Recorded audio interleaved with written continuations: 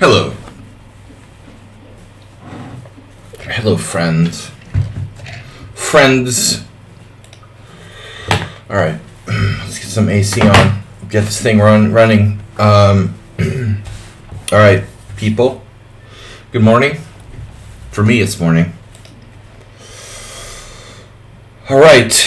By the way, Astrobate, speaking of the quote you just put in there, I just want to go on the record and say, like, the whole concept of dividing the game to 3 parts is completely arbitrary.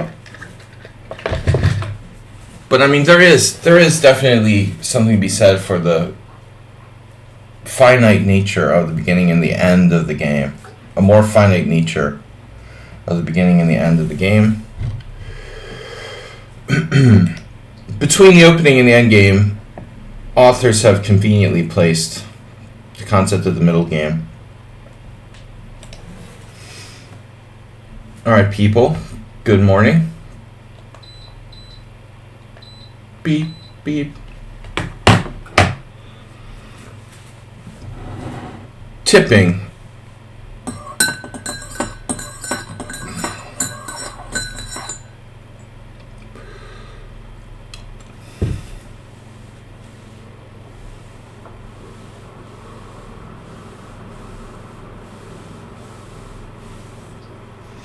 What do we got?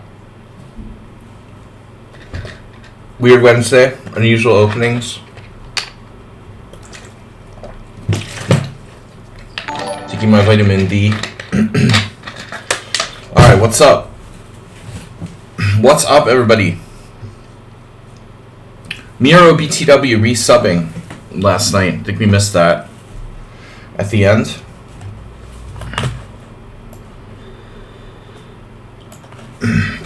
Alright. So let's get it started. We're just a few minutes late. Astrobate, how are you, sir? Oh no, you just subscribed now. I thought it was from last night. Oh. I thought we missed it last night and it's now. It's happening now. This is live. Miro BTW is subscribing now. You weren't here last night because that would be a weird time. It's a sub sandwich. Nice. Mr. Coffee likes chicken subs with jalapenos. Chicken cheese steak with jalapenos was leading to his withdrawal from the tournament in the New Jersey Open. Alright, it's now. It's live. Hey, it's Miro. How are you? Palm Pilot.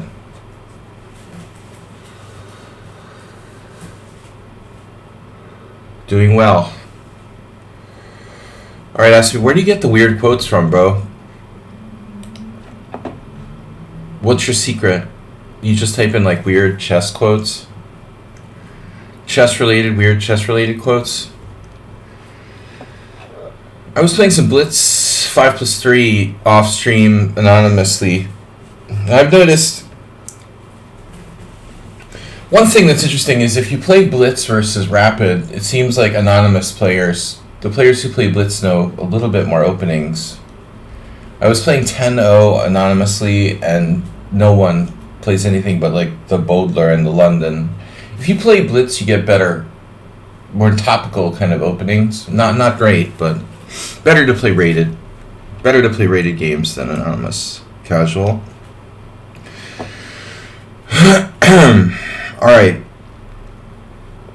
So I'm going to take challenges here. Weird openings Wednesday. Guys, we got the World Senior coming up. World Senior coming up in 50 days. I can't believe it. It's already like, what do they call it?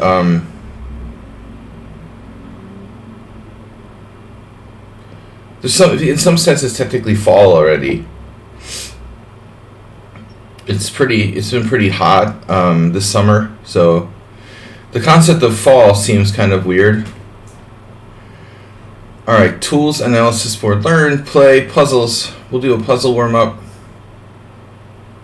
Learning chess to challenge me. Alright, we'll do that instead. The mysterious learning chess. The mysteries of learning chess. A to Z quotes search chess. Jesus, dude. Roger Ebert on chess.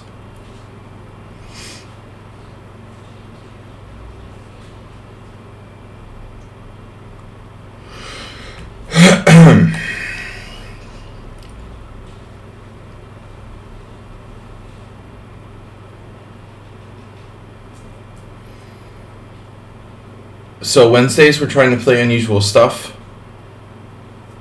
Objectively, I like the open Sicilian.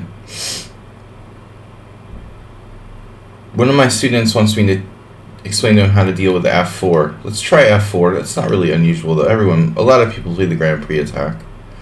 I really shouldn't do that.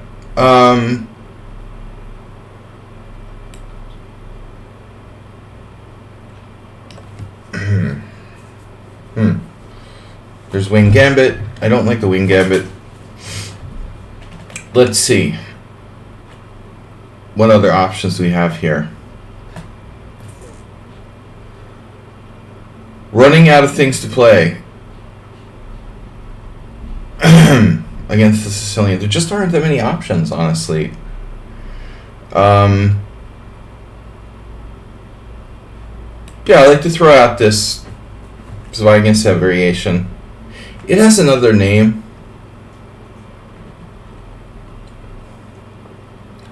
You can never go wrong with knight a3.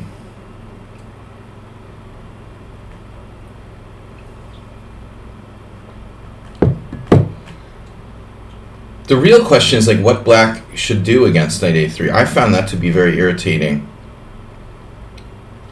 Deciding like how black should respond to this move. That's the biggest beauty of knight a3. Like literally, like it's just not easy for black to say what to do. Dreyev played e6 in French style, one of the early games against Vigentsev. You see a lot of knight c6, the most common response. I played knight c6. I think g6 is interesting though.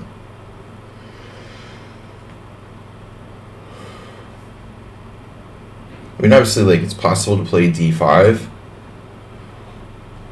So he plays e6, the French connection. Now, I think I'm supposed to play like c3 here. It's a cross between the c3 Sicilian and the advanced French, which is Sveshnikov-esque. We have a light square bishop, no weaknesses on the light squares necessarily. Gonna want to hold on to that piece. I think that's a good rule of thumb in the c3 Sicilian. I mean, if you're gonna play c3, you want to be holding on to your light square bishop.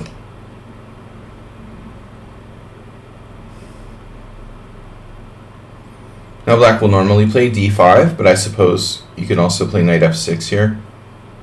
Play anything. You can play knight c6, knight f6, d5. So now I either push or take. Take is, really in line with the c3 Sicilian.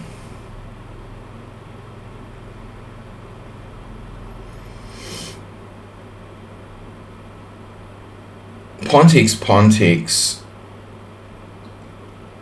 d4.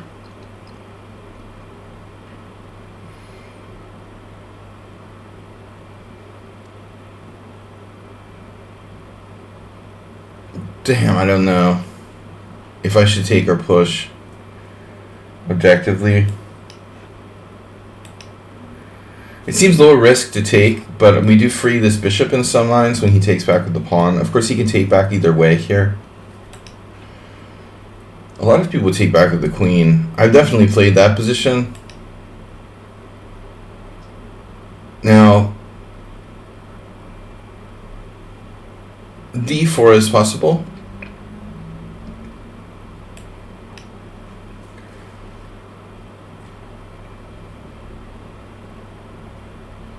D4 is possible for black. It looks a little overextending. I wouldn't fully trust that move. I think you should stick to fundamental development here. The big question really is, like, should I play D4 right away there? I was looking at D4, C takes D, C takes D. I wonder if I should consider, like, D4, C takes D, Knight D5 with tricks there, playing Gambit style.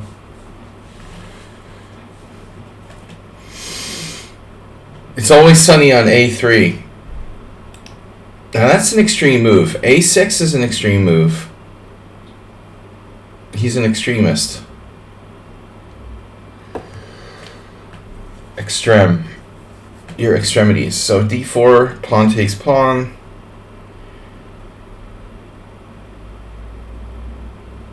Yeah, I don't like pawn takes pawn, knight takes pawn, bishop takes A3. Oh, I have queen A4 check there.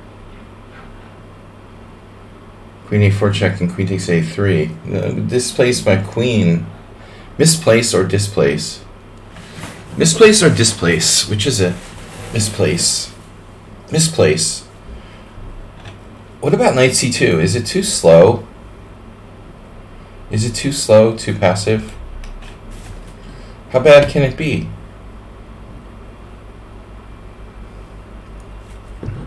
The solid path. How bad can it be? Like, where else is my knight going to go at this point? The squirrel.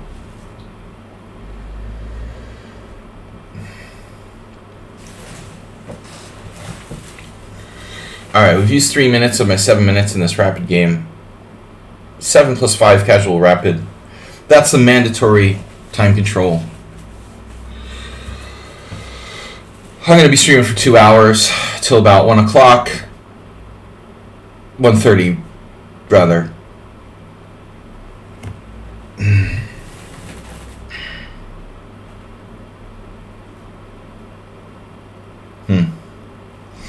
That doesn't seem right, Master. You're going to get smacked by a knight.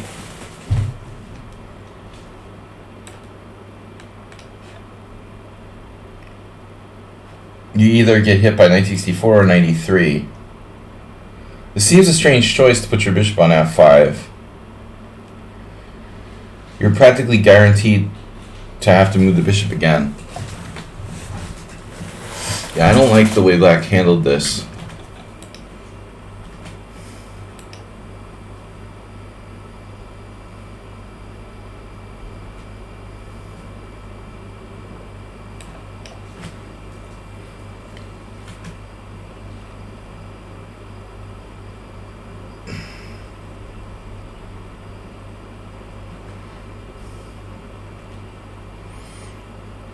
Tooth Fairy.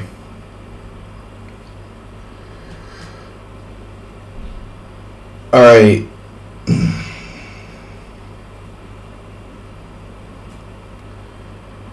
There was this guy who was a dentist who used to play on Internet Chess Club. His name was Tooth Fairy. He eventually bought the IM title. Some kind of sketchy tournaments in Eastern Europe. I won't say where. But I don't know if he's still around, still alive. He was like a Canadian dentist. We used to have some interesting games. He was kind of a boring player, but it was still challenging to beat him. He was decent, like FM strength. Like me, like an FM strength I am. Pavel is Paul. Is the Slavic form of Paul. Too tasty. So it's kind of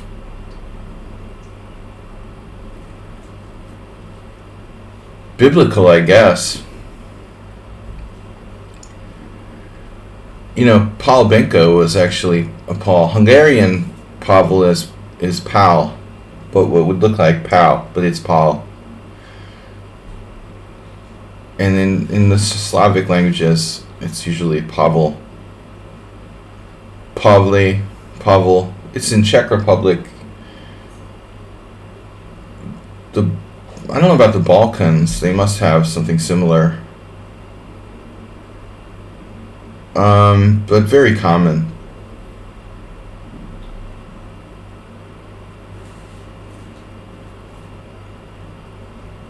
Alright, man, I don't know what he's talking about.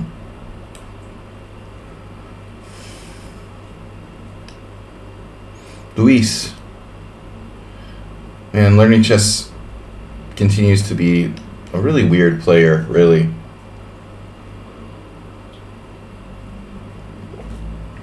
It's hard to wrap your head around learning chess. I can't figure him out. I was talking about this a couple weeks ago. Like, I can't tell if people are 1200s or like 2200s. I can't tell if my opponents who I play in poker are like geniuses or total like beginners a lot of times. It's really hard to tell the difference between a good player and a bad player. I know that sounds stupid, but there's a deeper point to this, you know. I think it takes a lot of time to establish just how good the opponent is. It's not something that we can snap our fingers and know. Especially today where people like are self-taught online and whatnot. They know some things really well. They played. I had a guy yesterday. He was like tactically like a master. He was just amazingly fast, master tactics, and he didn't know how to play. He would like go right into a lost king and pawn ending. It's unbelievable.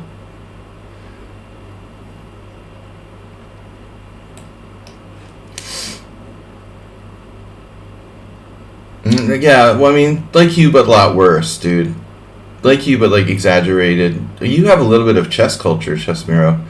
Your dad played chess. You have chess books around.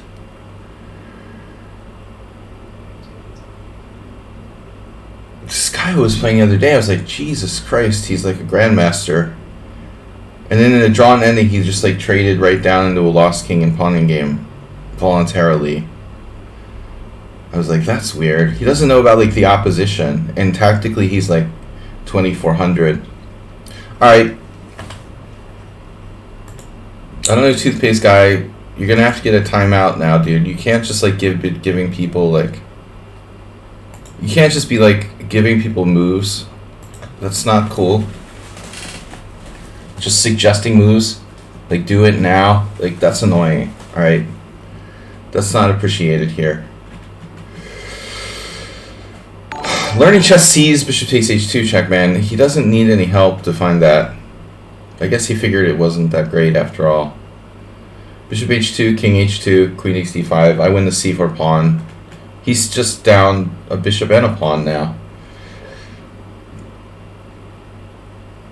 So he can be down a pawn and give up his dark square bishop, or he can not give up his dark square bishop and be down a pawn. Maybe he made the right call.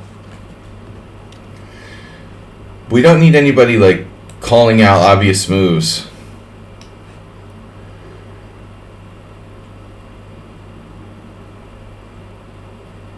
Backseating or whatever you want to call it.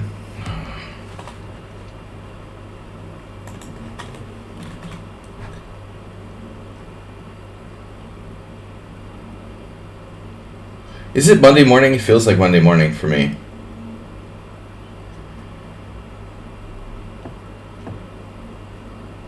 Check.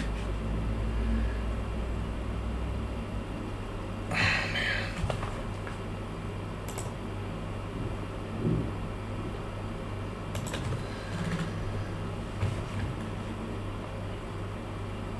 Just a little timeout. You'll live with it.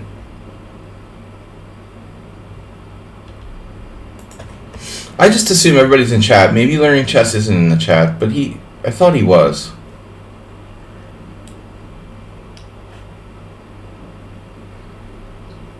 He doesn't talk, though. But I have the feeling he's been in chat before. But anyway, just assume everybody's in chat. I think we go with the default assumption that everybody's in chat. We don't call out specific moves. Like, general ideas are okay, you know. That's kind of the normal thing, right? you can talk about some general ideas, but just not like straight up like play this now, you know, is anyway, no big deal. Play this now. Do it. Do the roar.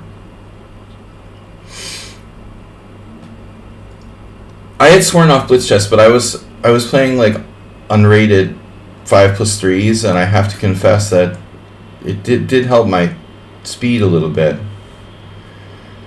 Honestly, I get really slow, and it's a bit too much. It wouldn't hurt me to speed it up a little bit. I wonder about learning chess. It's such a weird account. I think it's like a Smurf of someone else. I'm almost certain. I mean, it almost has to be.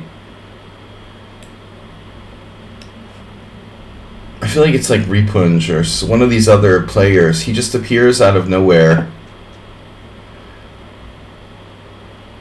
all the time. Never talks. Like in the chat if you like force him, but basically not much talk.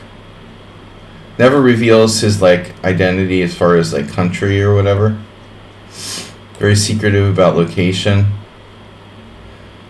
Rook takes, of course. That's good pawn structuring.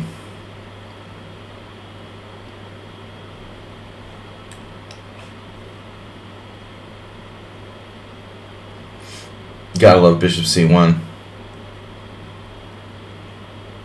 Health, pawn structure health bar. Pawn structure health bar is high. Your pawn structure health bar is good. Yeah, he likes to do the like rushing real fast, like low on time thing. That's also what reminds me of Repunj a little bit. This like, yeah. Wow, another pawn? God, I love pawns. I didn't know how materialistic I am, but I'm secretly materialistic. What does that do? Why would it help you to like trade bishop for knight on g3?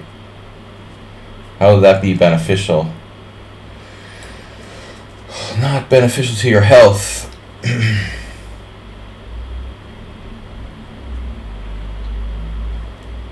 Positional health bar. That's what we need in chess. Position needs food badly.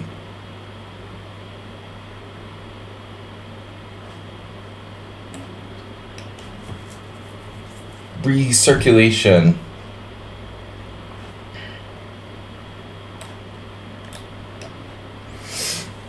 Free pawn.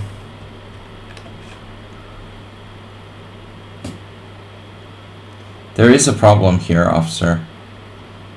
He had a better move there. This is annoying, dude. That you just come here to play bullet chess against me and lost positions with 7+5.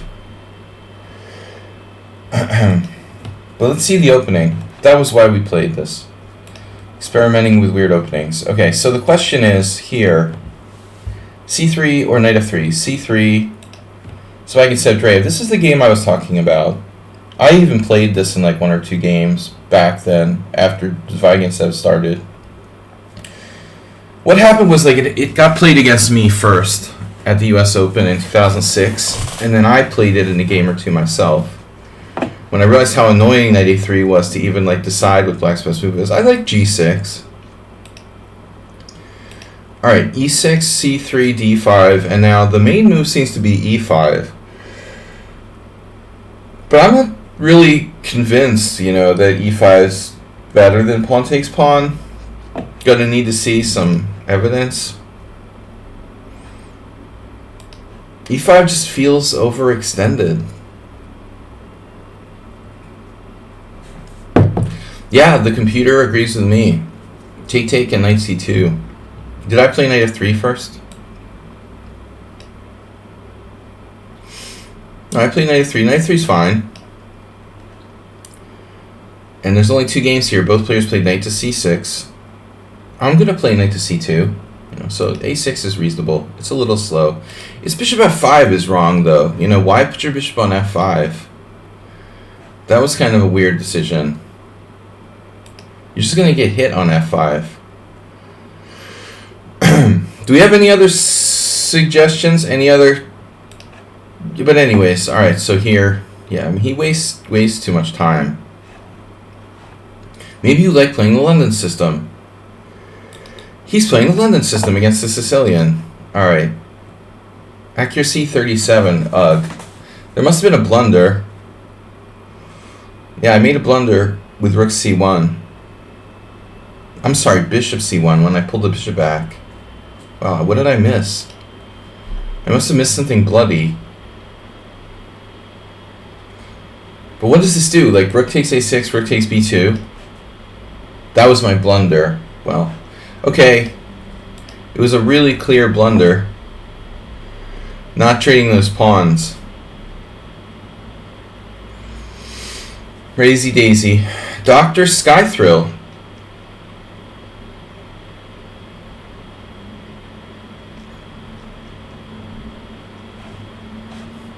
Dr. Sky is gone. Maybe that's bad internet. What about you, Miro? You're not challenging me? Acerbate? We had some interesting games last night. Did you guys see what I did last night? I gave the tournament to Snedsteg by offering him a draw with 30 seconds left. All I had to do was like run out the clock.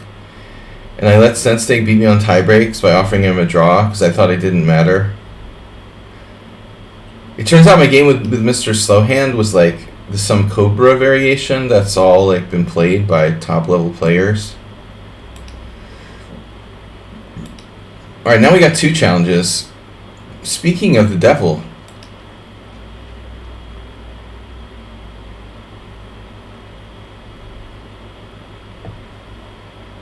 Speak of the devil. Snedsteg is here for a re-challenge. Okay, so I try to play unusual openings. This isn't really good, but I played the martial defense and he just played knight c3. See, that's not a good move. Not a bad move, but not a good move. You should eliminate my central pawn. So here I am trying to play a weird opening and he won't let me, of course. Alright. Pawn takes pawn is white's best move. Eliminating my pawn center. It's important to play that. Alright. It's hard to play unusual openings when you do like mainstream Queen's Gambit. But we'll see if we can find something here. There's the weird Gambit with c5 that my friend Paul McIntyre used to play. Is it here? Or are you supposed to play? Did I screw up? This guy just ignores whatever I do. So the problem is like he's not trying to play the best moves. He's just trying to play fast, and that's not good. See, that's why you're 1500 and 1900 in Bullet, because you're just playing fast and not making an effort to find the best moves. Nevertheless, your moves are okay, but trying to really understand the game would be better than just trying to play fast. At the end of the day, these games don't matter, you know, for anything. And so, any online games, really, this is tempo loss. Now, are we transposing to Pillsbury-Lasker? I mean, Lasker-Pillsbury? No, Pillsbury-Lasker, right? It's Pillsbury-Lasker. I can play knight takes d4 there, I think.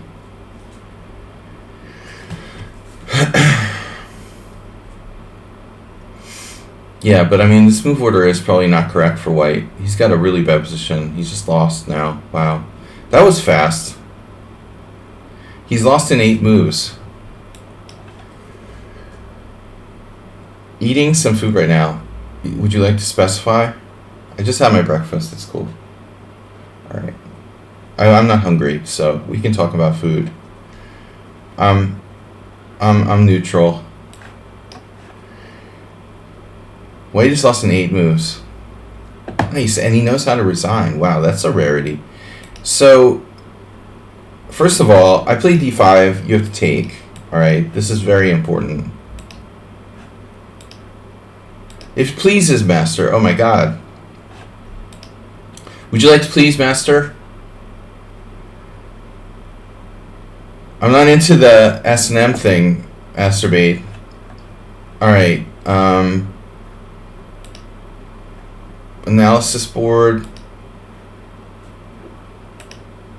You have to talk to Mr. Coffee about that. Where's my analysis stream? September 7th? Alright, aspirate's in there. What's chapter 2? That's Mule Skinner. The Mule. I think. Guys, tomorrow night is our subscriber stream. Well, yeah, let's see, like, right, this last game, like, seriously, white doesn't play C takes D. He transposes to Queen's Gambit. Then he plays Bishop G5, and I played another. So twice I provoked him with, like, dubious moves. But check out Black's score here with C5. Whoa. Wow, Black's score with this move is, like, way too good. Way too good. Jesus Christ, dude. Rachmaninoff played it against the 2500. Gustafsson played it in 2012. Oh my god, this is ridiculous. So maybe it's better than we thought. C takes D5. Maybe there's something new here. Oh, Queen B6 is a variation. I never knew that. Doesn't seem too developmental. C takes D4. So this gambit, my friend Paul used to play it. I can't believe that white isn't winning any of these games. Damn, dude.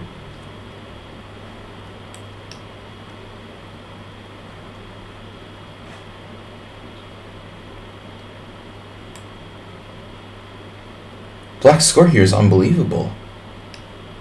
It's unbelievable. Only Korchnoi was able to win against Johnny Hector. This is way more playable than I thought. Oh my god. Yeah, E4. I had this with white a lot. Stefan Pettersson talked about it in his book on the beating the Queen's Gambit.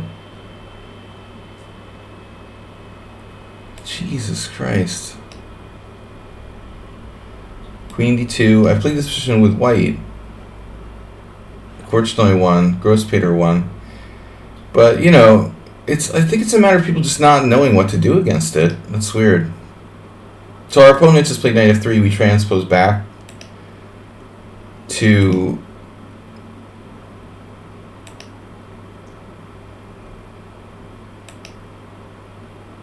I think Lasker played queen h4. I mean, yeah, this is Pillsbury Lasker. Was that... Sensei, Hector is a legend because of his weird openings. He's like a cult. He's like a cult hero. I never met him. There are also not that many Swedish grandmasters, so everybody should know all of them. One of the earliest Swedish grandmasters, I would imagine. I mean, a modern era, anyway. Yeah. So this variation is actually good for Black, but Black has to know what he's doing. Caden Trough, don't know what he was thinking playing that. It's an offbeat try. Alright. So white just did bishop takes f6, g takes f6. One move and you're dead. One mistake and you're dead. Queen d2 loses, but queen h4 is okay. So what happens here if d4? Castle's queenside. Just loses the pawn. Therefore, Black normally takes on c4 and equalizes. Poor white made one inaccuracy and lost.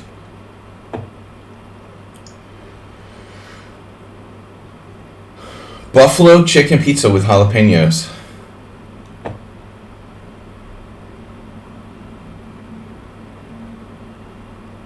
Yeah.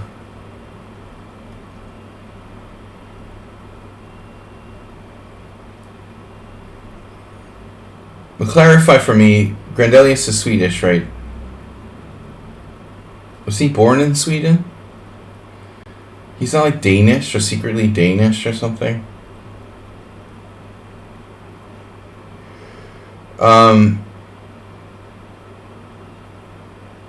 He's got the weird ass like Lithuanian name. Alright.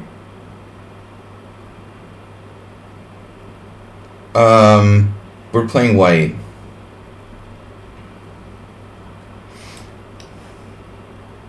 Is that Lithuanian? Anything that ends in an S? If it's not Greek, it's generally Lithuanian. Or Latvian? Or Lithuanian? Right. But the IUS particularly tends to be Lithuanian. Yeah, far south. On the other side of the sea or whatever. Really far south.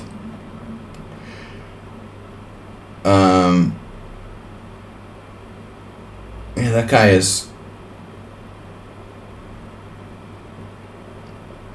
Yeah, he's Swedish. Okay. The chef on the Muppet Show is Swedish as well. Alright. Ooh, learning chess, submitting a game. You have to be a subscriber for that. Don't forget, guys. Damn. Hey, Key. I mean, Shockey would kill you for this. It looks like a symmetrical English. What am I gonna do? Alright.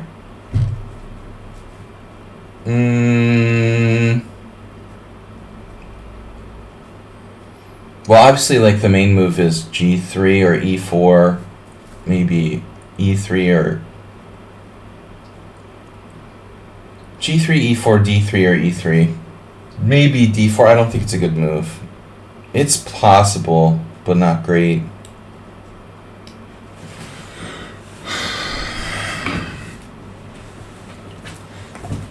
I won't offer draw unless I'm on the verge of winning the tournament. Oh, this is not a tournament. Alright then. We're trying to stick to weird openings on Wednesdays. I find that creativity is really important. You don't want to get stale and play the same stuff constantly. Playing different kinds of positions is very good for you. Ace or bait. Nice try with the fianchetto yesterday. Asterbait, did you know what? We were playing a game from 1972, Arthur Bisgeyer. I was playing Arthur Bisgeyer's side, and you're playing some guy named Sloth. So it was Sloth versus Bisgeyer. 1972. The first, like, 4 moves of our game yesterday. And Bisgeyer lost. It was, I mean, I was like, whoa. Bisgeyer lost to this guy, Sloth, in that position. It's like +1 for black.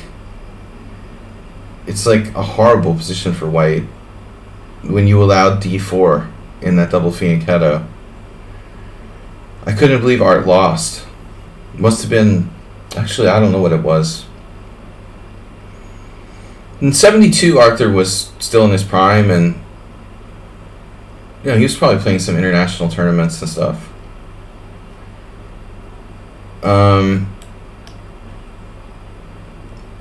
But mostly he played in the States.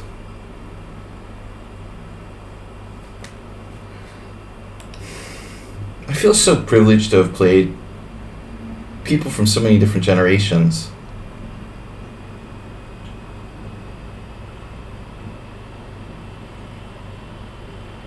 I've played Magnus Carlsen and Arthur Bisgeyer.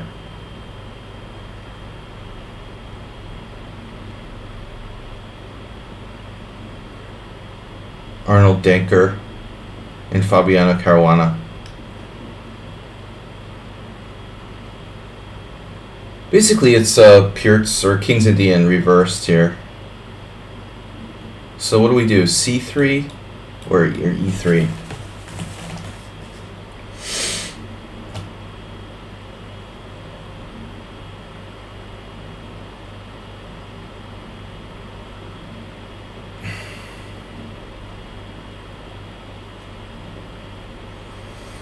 We should do like vote chess.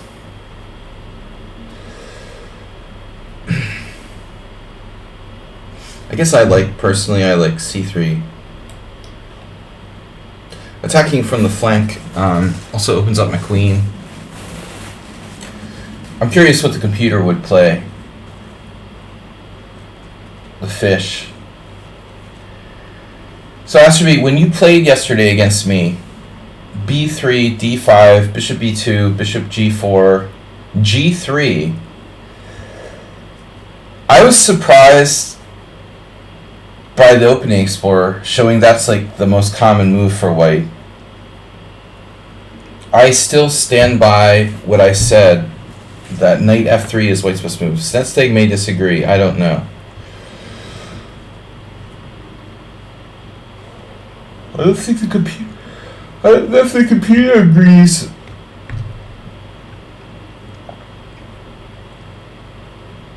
When you double fianchetto, you create more weaknesses. It's playable, but you have to be very, very careful there.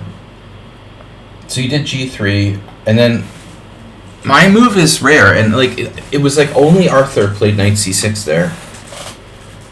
Like Bisgeyer and I are the only players to play that exact move order. Even though it seems very natural to me, personally.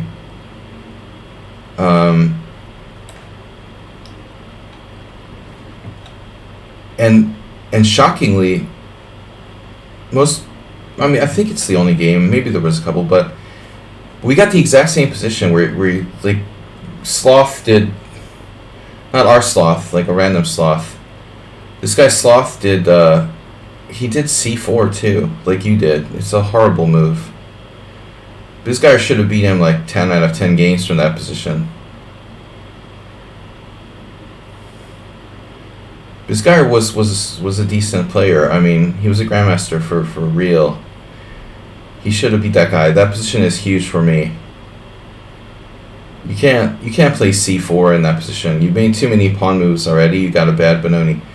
But then Asterbate made the novelty bishop d5.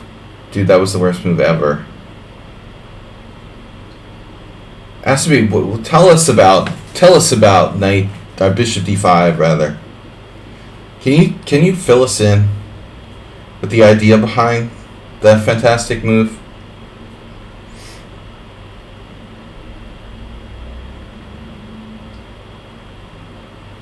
Man, Sensei is playing like Juan possessed.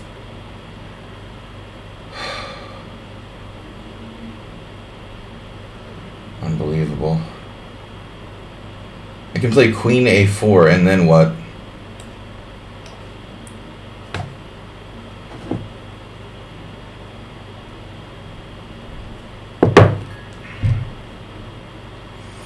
Queen a3.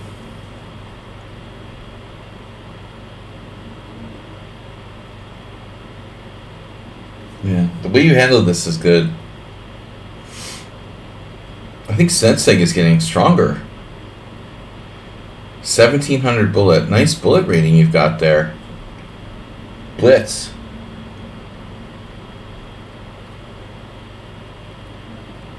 The challenge is on the way. Your challenge is on its way.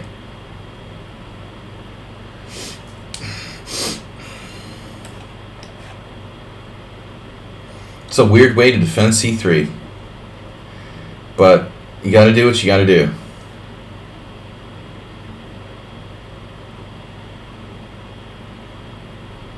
Where are you going over there? Where are you going over there? Seriously, knight b6. Why'd you do that?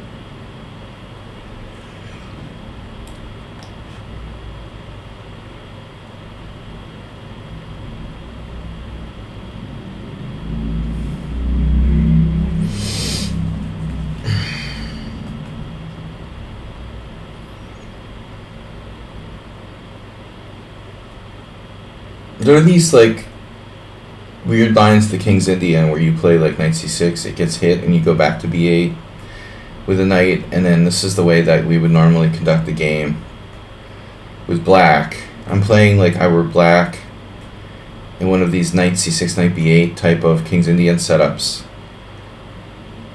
Maybe it's specifically is those bishop g4 variations. I mean, optically this looks bad for white, like I have no space in the center, but he's a little bit overextended. This is the only way I can put pressure on his position here at c5. So this is, and I've got to do it fast, you know, before the avalanche like buries me in the middle. Rarely rook fc8 is the maneuver in the Kabulek King's Indian, and we're applying that here. Challenge sent. You've got hate mail. Subscriber machine tomorrow night, guys. Don't forget to donate. We're up to 975 for Sicily 2023. We're only 44%. Dude, what? The only thing about this thing, I have to say, dude, sometimes you have a tendency to go crazy, but here you got something. You might actually have something here.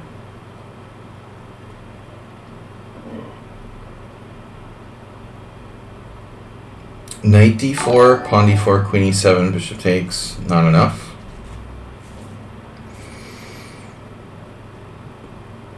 I have to take and allow knight c4. That's a pretty dynamic idea. But let's make one thing clear. Like, you didn't have to do this. You have a solid edge. It's a risky thing to do.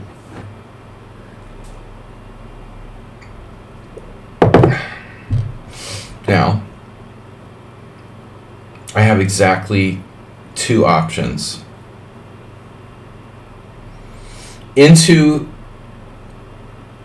the direct fire of the bishop on e6 or queen a4, giving up the pawn on b2, which is fine with me.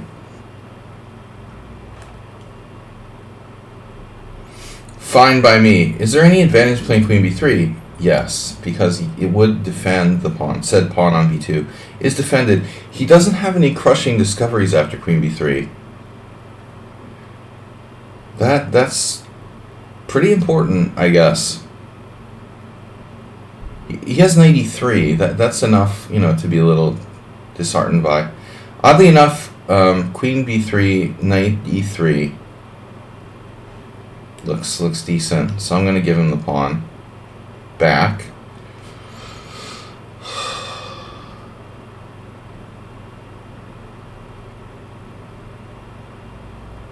He plunged into a messy situation with the pawn sacrifice. Art would call it a sham sacrifice, right? Queen b5. Well, not the safest square.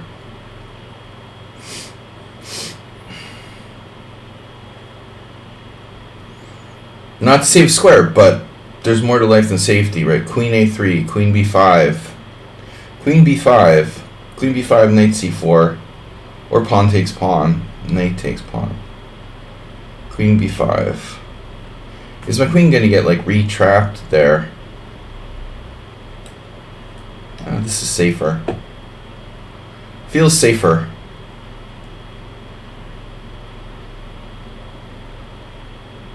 Twapped and we twapped.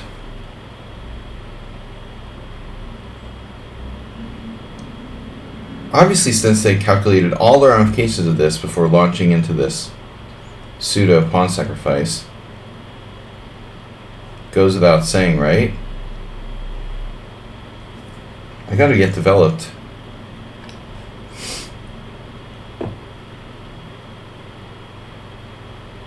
Damn, dude, that looks like it was sound. He just maintains like a queenside majority that seems more. His queenside majority seems more relevant than my kingside majority.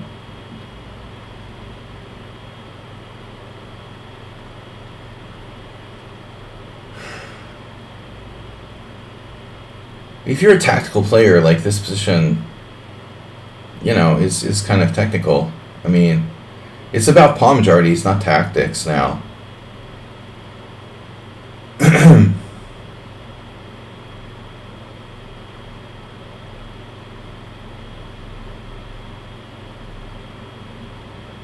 Whoa. What is that? What is that? What is that? What the?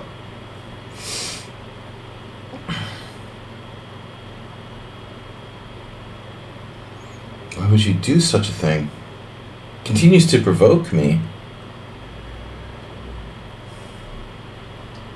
Yeah, Sensei does have a tendency to go too far at times, I would say. You've gone too far. You have gone too far, male. Your knight is trapped? That's it? Jesus Christ, it was brilliant, man. You're better. You're simply, like, slightly better if you just don't do anything weird.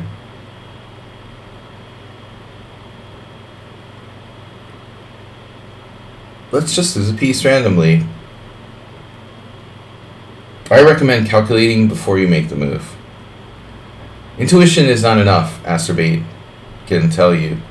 Acerbate's gains can prove conclusively that intuition is not enough. Okay, I don't know why Sensei did this. He just kind of randomly decided to sacrifice a piece here. Okay, he's got weird, crazy pawns coming at me now.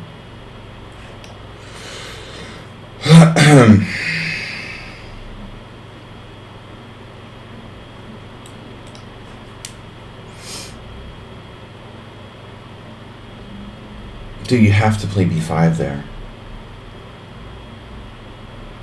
b5 is simply... Oh, I guess I could take and take your knight and be up 2 pieces for the rook or something, but it's still the best practical try. Unbelievable. Alright.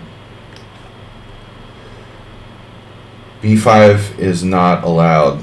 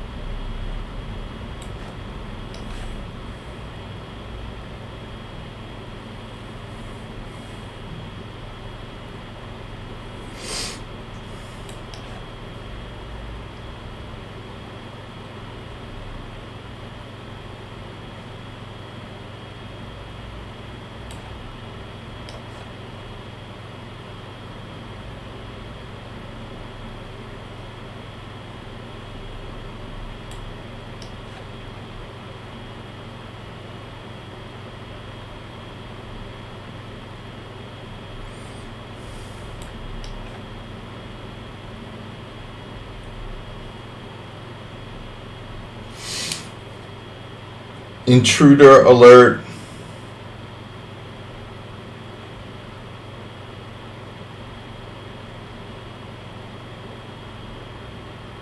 Hello.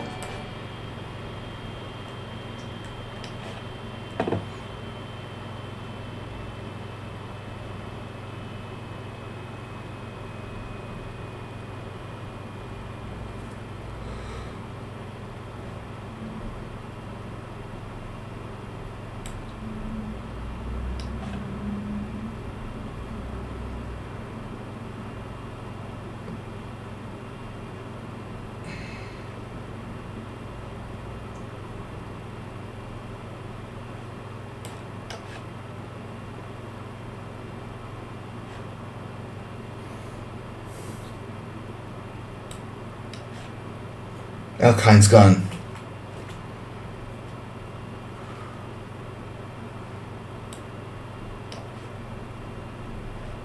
I'm a pawn.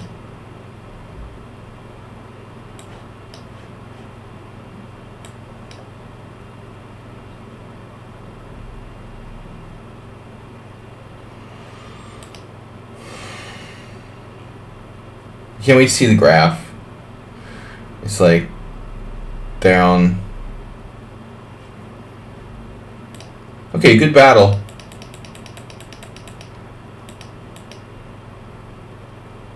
Mikoletz Krasikov, 2001. Christian Bauer versus Eric Prier. Wow, a 1991 Christian Bauer game.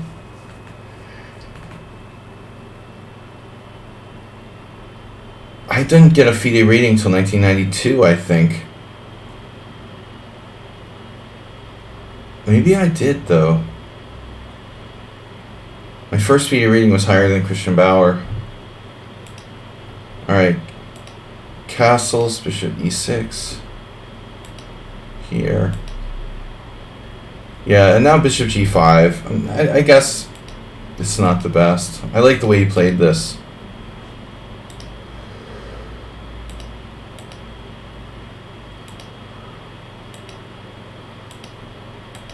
Wow.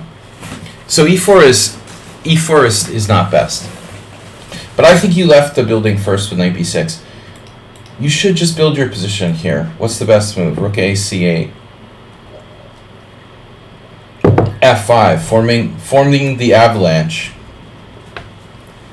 I mean, f5 is a classical move. Then I play this. You know, and it looks like black's just better. I can't really prove. I mean, I was thinking of queen a3. But I'm not sure it does anything, you know? You're just better. But you did e4, knight b6, and then e4, which is, like, provocative and interesting. Man, I almost played queen b5 and I had a bad feeling about it, so I didn't, and it was right, apparently. Okay, I knew my queen would be weird there. So here, apparently I'm supposed to play c takes d. I did this, and this is a mistake because of what? Okay, so, yeah, just take. I don't know, I probably would have taken with the queen, honestly, and you're just better here. You know, I mean, you have 4 on 3. I mean, 4 on 2 on the queen side. You have 4 on 2 on the queen side. You're well developed. I have a bishop that's more blocked in. My pieces aren't as good. And my 5 on 3 on the king side is not going anywhere, really. You know, so you just have better pawns. But I think it's more than just blundering the position with knight a3. Like, you know, I think the point is, like, you don't realize how good your position is. If you're trying for more in that position, you know, you don't need to be. I think you need to be aware of how good your position is. You know, you wouldn't do knight a3. So you realize, like, you're just simply better here. I mean, what if you just, like, for argument's sake, like, went back? I mean, I know that knight takes c2 was the best one. Okay, here I'm better. Why? Wow, this pawn gets weak. Wow. But apparently I made a big mistake. I should have exchanged pawns here. I guess that makes some sense. I should have exchanged pawns and then sort of like created, you know, your pawns aren't quite as threatening like that. Okay, interesting. Hey, Smiro is up. That was an interesting mistake by me not to take on d4.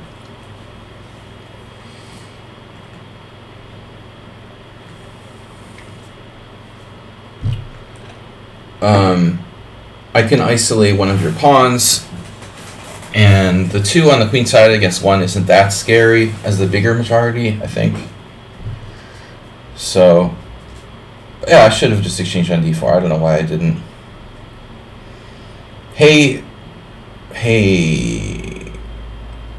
Alright, we're going to play our rope-a-dope system.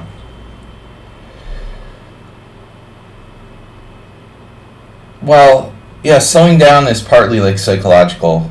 You can't like be you can't have any kind of anxiety about the game. You know, you have to be like Mr. Spock and just all chill and logical, coolly logical at all times. It's the best place to be frosty, but coolly logical. Sharp, but coolly logical, not emotional. I can't adhere to that very easily. That's an annoying move, c6, bro. That's just annoying.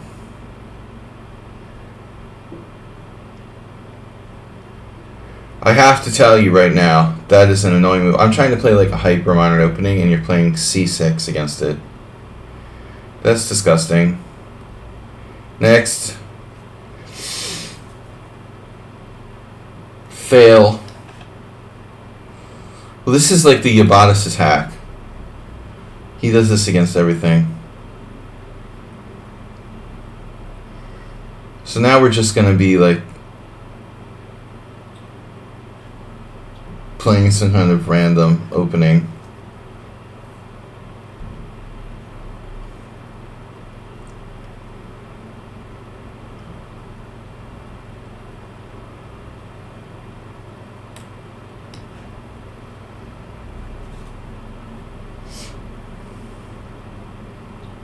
Go with the flow. I like how I get a message from someone. I'm just gonna freaking... I am gonna freaking block you. Can I play? Question mark. Alright. I thought you just sent me a question mark. Can I play? Don't message me on lichess. Message me on Twitch.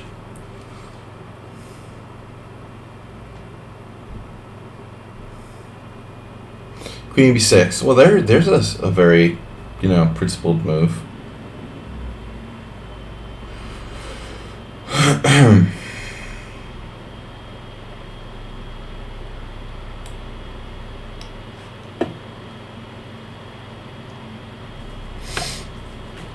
Queen b6.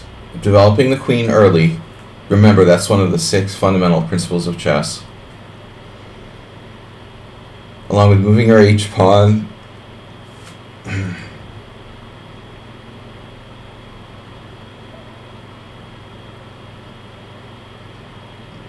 This reminds me of the time when I played bishop d2 against Chess Explained. That guy's a jerk, but that was funny. I played d3, bishop d2 against him. He's like, what is this opening? This guy. Bishop d2! Dude, I was like playing poker. Whatever. Alright, now we see the center. Now we see center. Centrum, the centrum. Hungarian centrum. That's the center we're talking about now. Alright. So do we have King's Indian? Do we have license to play King's Indian? What is this exactly? Yeah, that guy. He was really rude to me in this instance where I was giving a simul on ICC or something. He seemed like a dick, but whatever. Alright.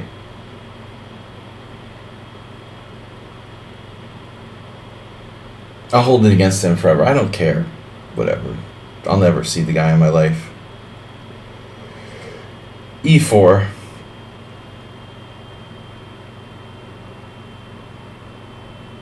But have you been studying with Acerbate?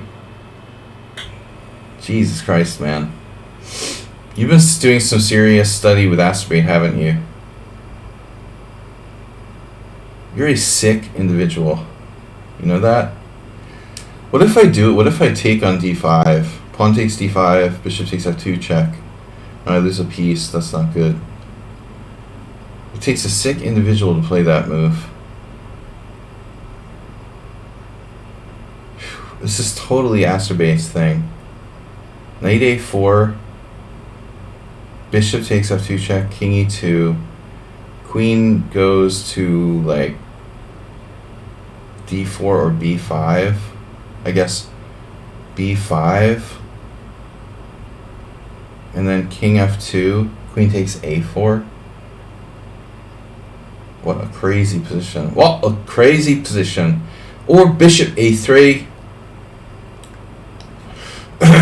We're gonna swap bishops here.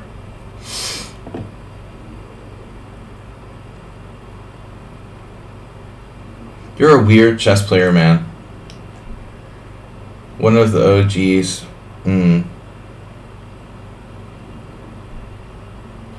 Well, honestly, I have to say, like, the last 10 years just flew by, and I missed most of it.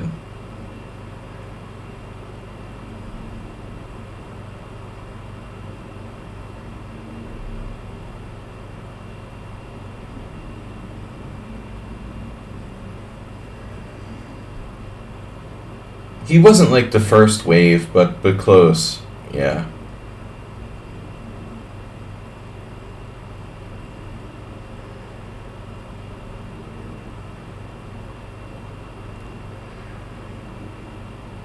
First wave, chess creators like King Crusher and Chess Network, really first.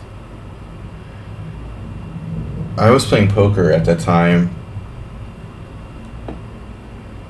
I really didn't pay attention to anything chess, except for playing like one tournament a year and maybe in the Hungarian Team Championship 10 years ago.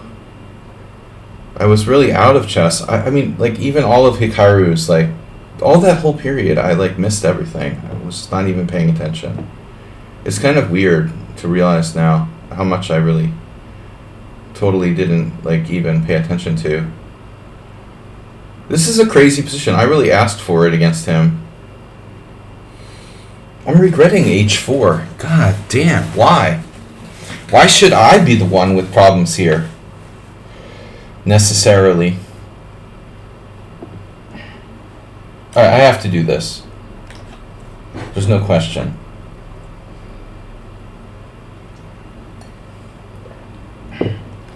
Bartholomew? Yeah, I mean, maybe he's around the same as Chess Explained. I feel like King Crusher and Chess Network were first. And those guys came along one era later, just a year later or whatever.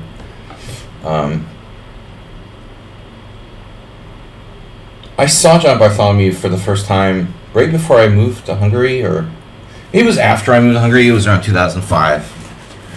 I don't know who he was, some kid from the Midwest or the Great Lakes states. But he was pretty strong. He was already pretty strong. Funny, I don't know any of the young American players. Well, most of them anyway. Not all of them, but most of them. The whole generation of players that I missed, I only know by name. Jerry. Yeah, Jerry. I always tell the story how I played Jerry in a tournament, and I didn't, this is when he was a teenager, like in high school. It wasn't to figure this out till later. I don't even know how I figured it out, actually. Jesus, dude, you're a sick individual. Why didn't you take the pawn? What are you doing over there? What is he doing? Have you heard of the center? Brah. Do you know where the center is?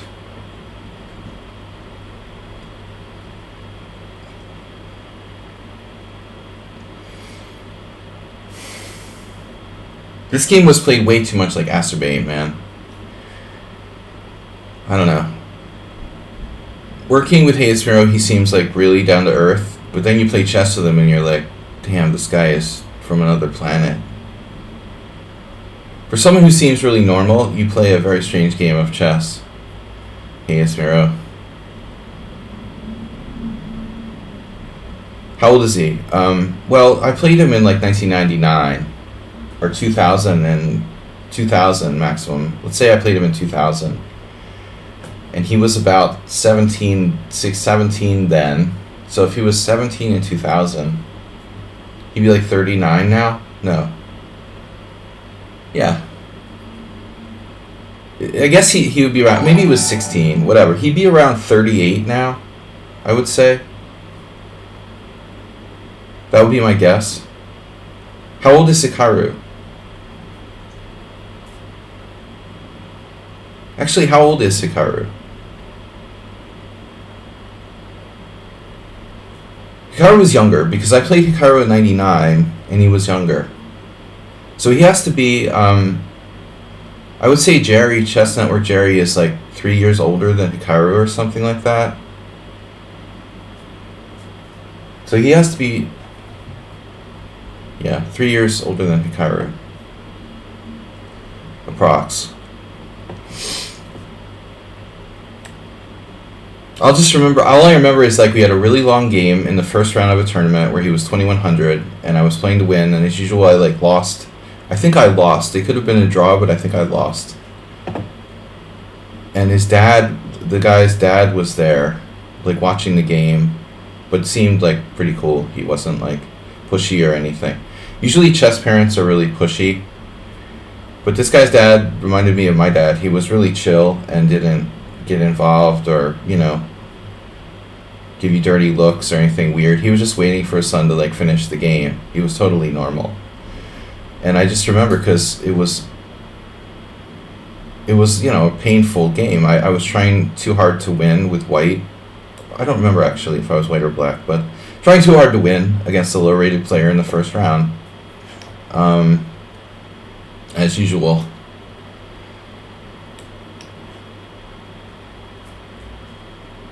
Is that good or bad? You know, I charge more for if I start giving like psychology lessons. I mean, psychology treatment. If I start treating people for psychological things, I'll have to charge more than for the chess lessons. So don't, you know, ruin any more cars. No, I mean, hey, Cyril, look, you're not an over the board player. You can do whatever you want. You know, it's like online chess. I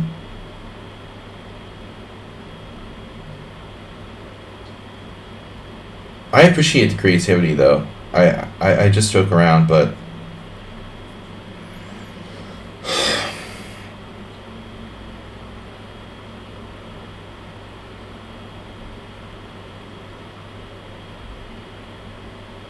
I mean, I'm mostly joking around a lot. Your knight is literally driving me up the wall here.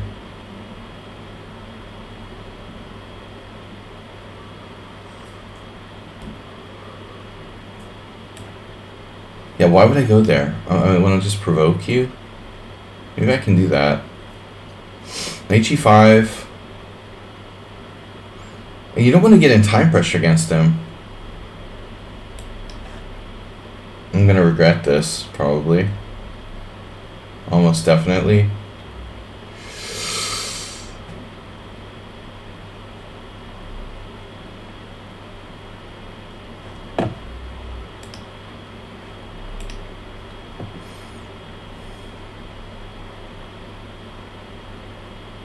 You know, I was looking at our game statistic, and I thought it was just some random crap you played, like, on the spur of the moment.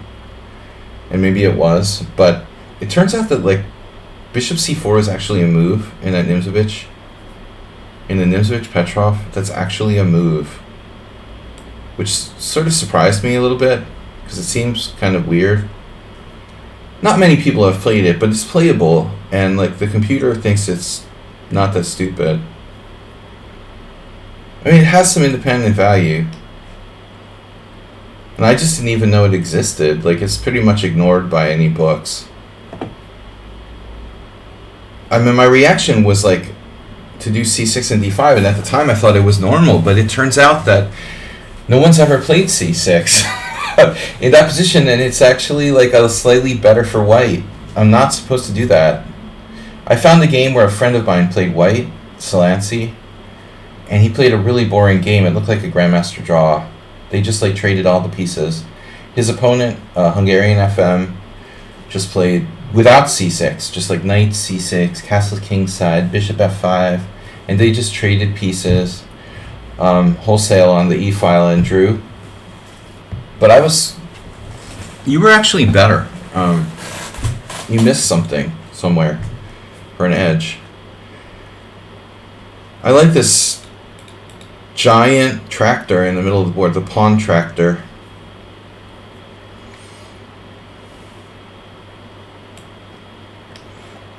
Hey, is the center important? Don't try knight e3. Oh, I'm going to maneuver. Are you trying to play c5 and undermine my dark squares? Such a weirdo. Alright.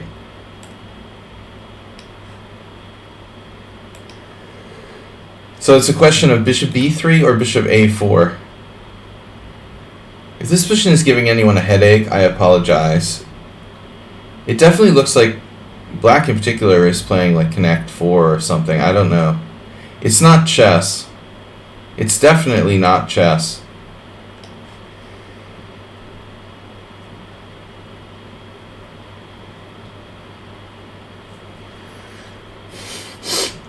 How's the material? I have all my pawns. I have a pawn cube. Oh my god. I didn't masturbate. Look, the cube.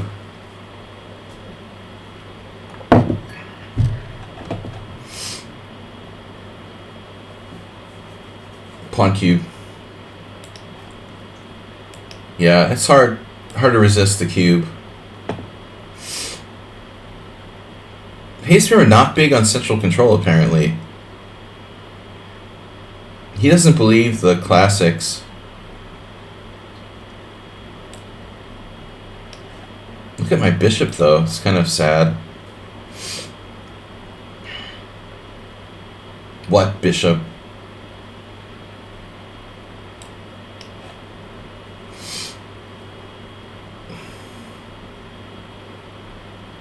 Well, if you have enough space, even the worst bishop is a good bishop, right? I predict a5 will be played. Oh, correct.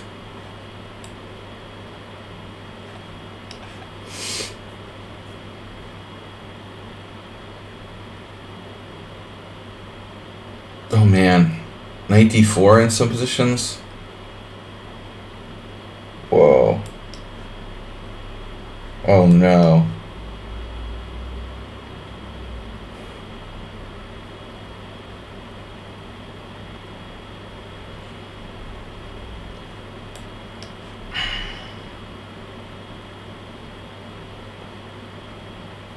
Damn it. Do the right rook. But it's good to have a king.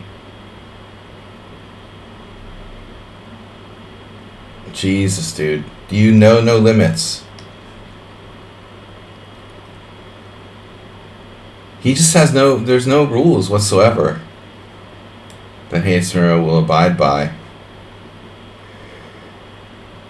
God, he defended that too.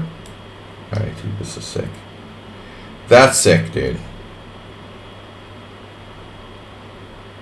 He abides by no limits normal men would abide by.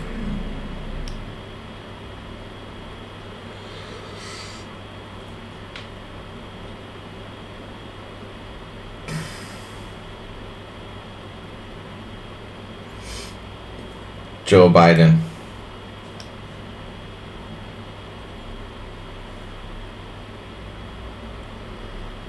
It's almost like you're trying to be as weird as possible.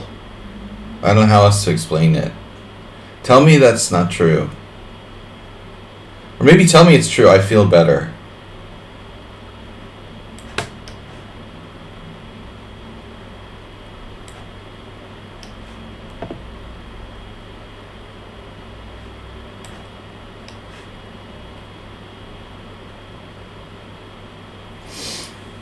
Lessons in central control.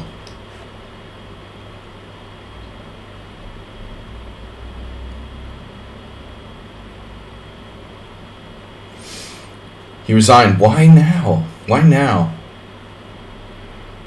Now it's clear. Oh my god, what a game, dude.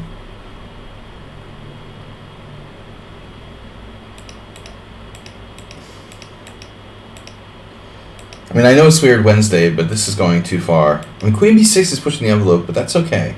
You know, h6 is okay. Bishop d2, d5 is good, e4. But then the acerbate. Holy shit. Wow, what a move. What a move! I knew I shouldn't play Queen c1. The first thing I was not sure about was like playing Queen c1. Bishop c1. The computer's looking at Bishop c1. And white's already clearly worse. What the hell? Why? Why am I so much worse already?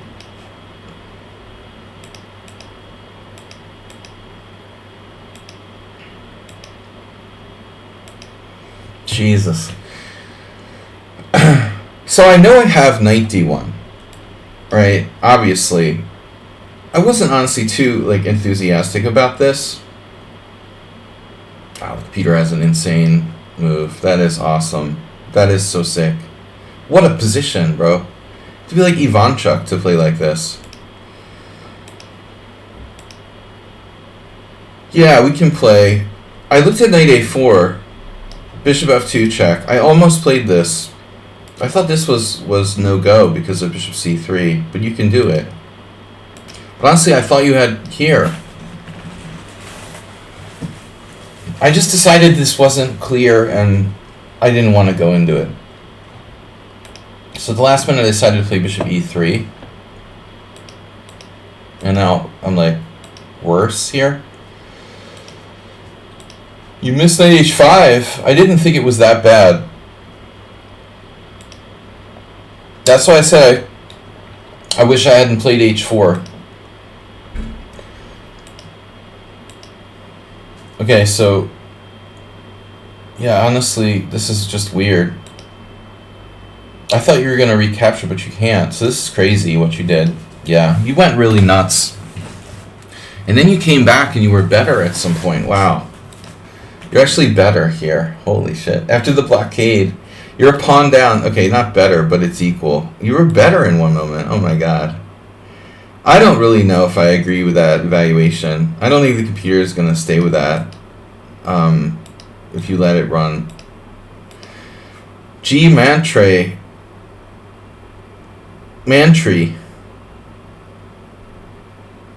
We've got to play the other people first, who are subscribers at least. Schumacher. Guys, I've got another half an hour, so we got time for a couple more games. Romance Spectator.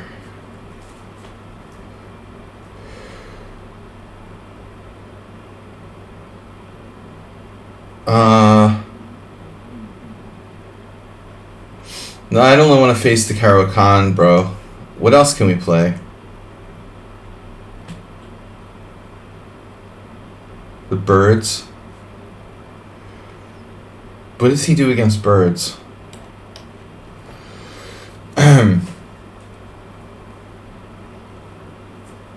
Yeah, hey Smiro, that's really weird game. I think I'm playing to your strength when I go to weird positions.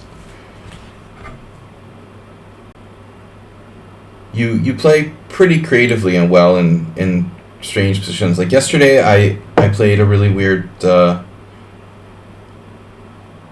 attacking game against Alms, who likes like clean positions. You know, there's certain people you got to adapt the way you play against them. Wow, d6. So he plays the Pierts.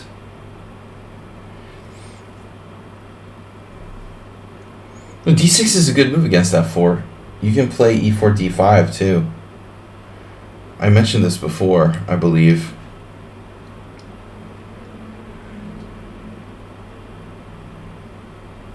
Yeah, that's annoying. Play me now, play me now. When can we play? Play me now. Sir, sir, sir. I mean, when it's your turn is like... But he was ahead of you in the list, plus he's a subscriber and a VIP. Well, he should be a VIP anyway. He's not, but he should be.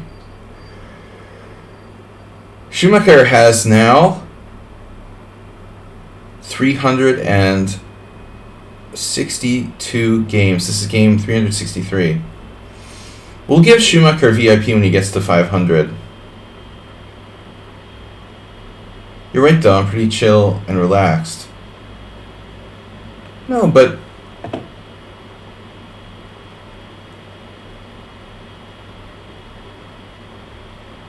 Yeah, you do seem to have that kind of personality. You don't seem like a stressed out personality type. Or neurotic or anything like that. I mean, you don't go crazy. It's more like a weird creativity with you, it feels like.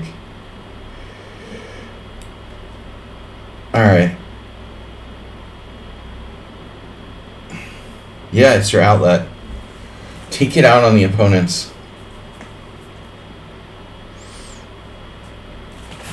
mean, I don't want to promote like people to be robotic. That's the last thing I'm trying to do, you know.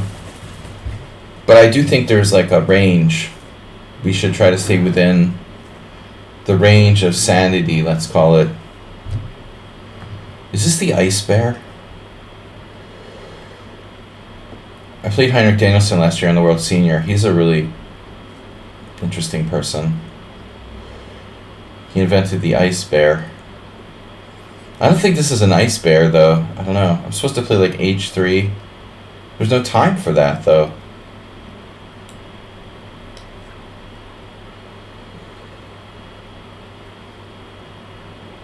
How's my bishop doing? Good. I guess the plan was to play bishop e2 originally, but I don't like allowing this pawn forward here. We can play h3, weaken my king side further. That's always good. Hello, Tezaic. Outlet stores.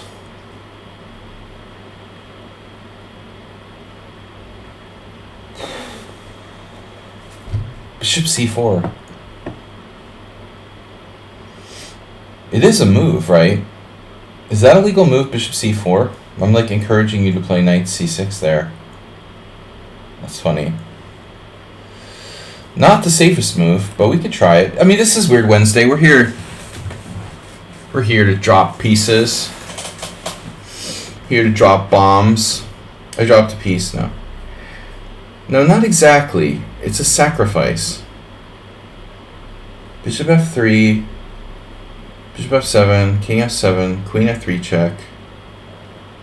Or queen f3, queen h4, g3, queen c4, queen b7, queen c6, queen c8 check, king e7. So I should take first.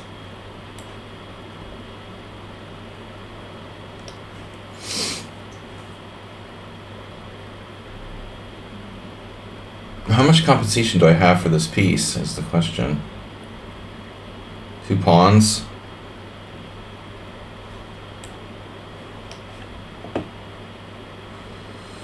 One pawn, 2 pawns.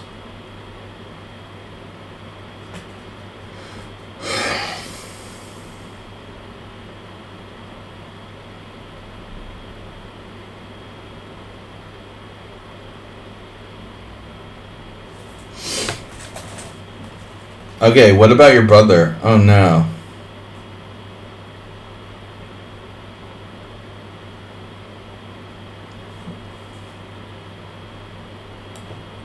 I blundered. He sees everything. It sucks I have to trade queens now. Well, at least he has a good pawn structure. So all I need to do is like win one of his pawns and we're still in the game. Is that too much to ask for? To win one measly pawn.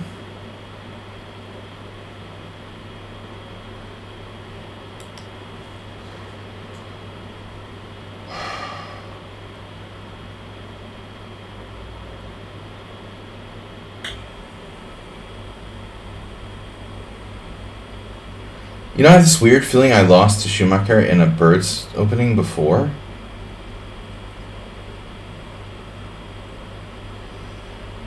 Is that a strange coincidence? How do I get my pieces out without him like doing annoying stuff here?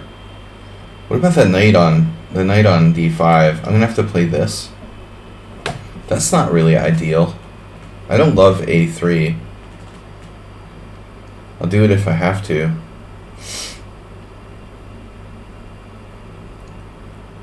Look, I'm lost here objectively, but there's a long way to go. He has a bunch of isolated pawns. His bishop's kind of blocked in. The white squares are somewhat weak. I don't think this is easy for black to convert.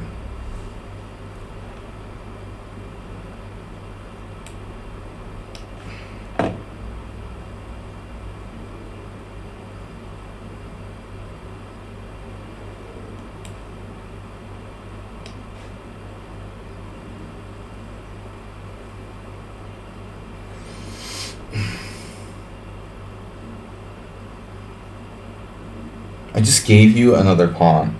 God, you're so lucky, dude. I can't believe how lucky you are. Oh my god, I'm supposed to play king e2 first, and then I blundered e3. Now I'm really lost.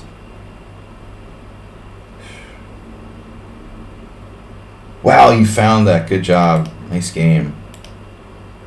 Unbelievable. What is wrong with me?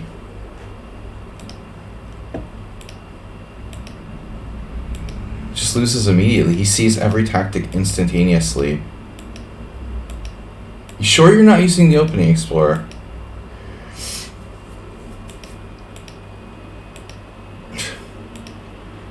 Why not king e2? King e2, king g8, knight d2. I don't think this is so easy for black to win.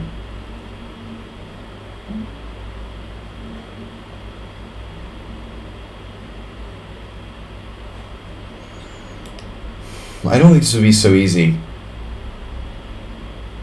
I can't believe I just gave you my e3 pawn with check and lost in 11 moves. I was pretty upset that I blundered bishop c4 in the first place.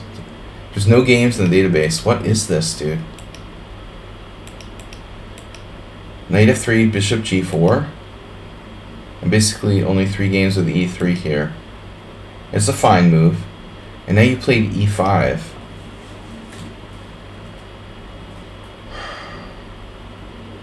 e5 doesn't seem right. It was played in 1 game. Yeah, I should have just played h3 like the polar bear, the ice bear.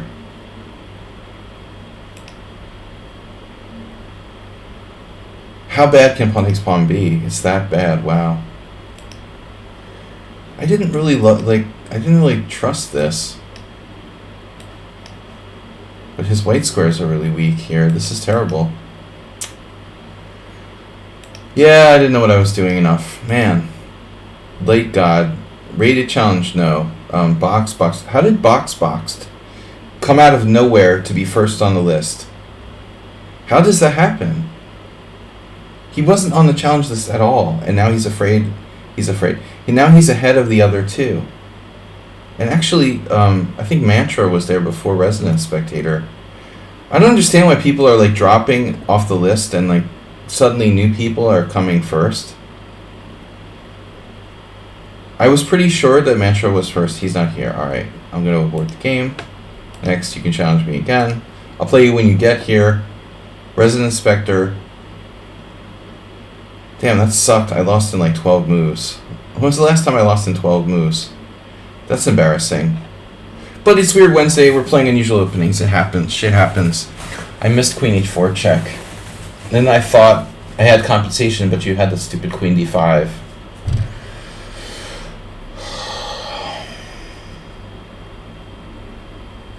You hadn't beaten me in a long time, so congratulations.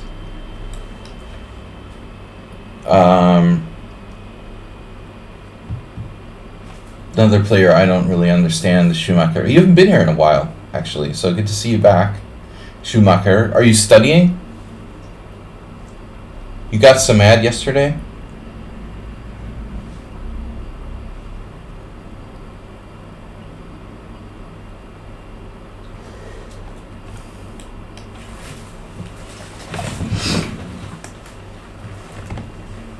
This is like Kasparov versus the computer, the old computer match.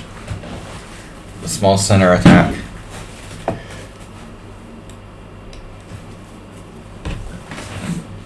Oh, you played in the tournament. Yeah, I forgot. You were leading in the beginning.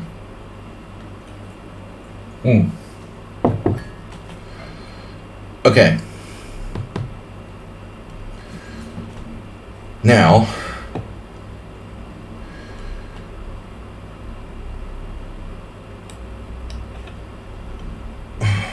we haven't seen this Spectre in a while. Hypnotic Spectre. That was. Speaking of YouTube, Jerry. There was this account on ICC that I played many times 5-0 with, and it was pretty strong. Eventually, they started to beat me, I had no idea who it was, but then it was claimed that Hypnotic Spectre was YouTube, Chess Network Jerry. I still don't have it confirmed, but they're pretty strong in Blitz. So it was definitely like a really good Blitz player. In the beginning, I was better than them at Blitz, and then they started to be like really tough. I was slower. I mean, he wasn't stronger, but faster. I had trouble, lost some games to them. Hypnotic Spectre is some kind of reference to one of those like card games. What's it called? The old card game. Alright, what am I doing now? We could just play G3. You can always play G3. I wish I had played E4 now that you mention it. You can always play Knight C3 too. That's what you get for berserking.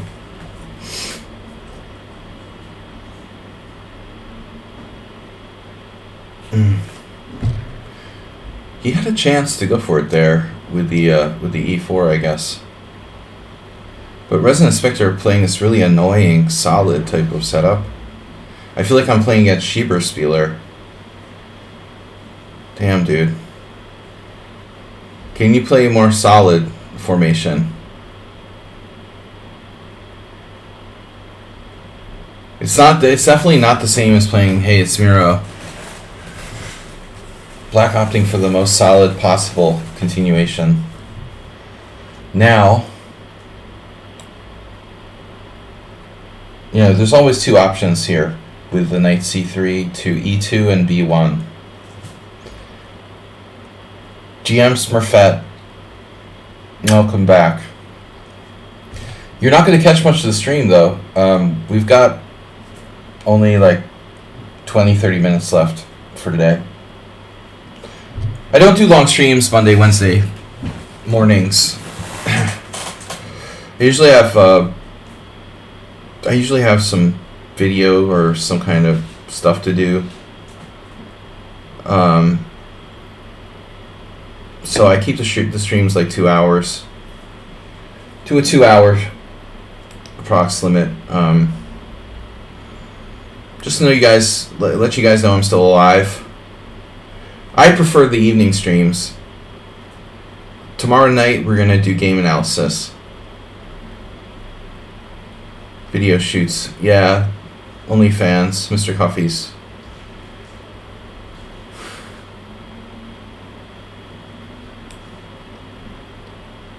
My friend who's a poker dealer, she does OnlyFans.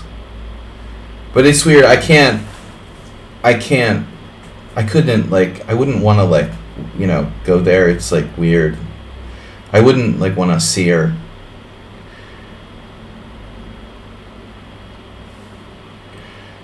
You know what I mean?